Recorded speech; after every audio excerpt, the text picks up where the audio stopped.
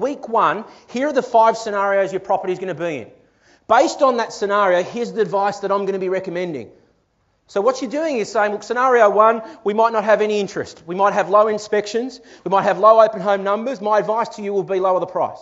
Now, I want to just know up front that if we're in that position, you're going to be comfortable, that you understand why we're doing it. And if they're not comfortable with doing it, deal with it then. Don't deal with it when it's 7 to 10 days in and the event has actually happened because the emotions are high.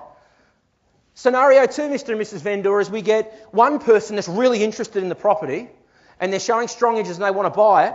I'll be recommending, giving you a professional recommendation we should sell that by.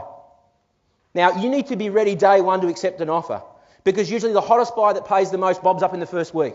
If we are in that scenario, I want to just know right now you're going to be in a position to consider that offer. So you're going through all these likely scenarios, which means when week 1 comes up, there's no hidden agenda. That they're actually sitting back and not judging you on what your recommendation is. They're rather assessing it with you. The importance of supply and demand. Every marketplace has a pool of buyers. A pool of buyers that buys in your region every 30 days. And in the inner west, up to 600,000, there might be 50 sales a month, on average. Some months 40, some months 70.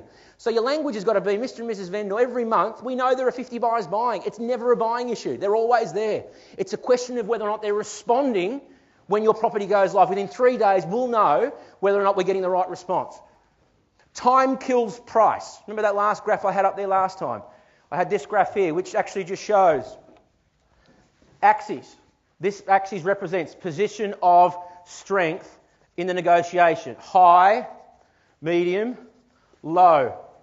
Week 1, week 2, week 3, week 4. We know, Mr. and Mrs. Vendor, from day dot, your property is at its highest price. Why? Because your position of strength in the negotiation is at its highest price. As time goes on, your position of strength in the negotiation diminishes.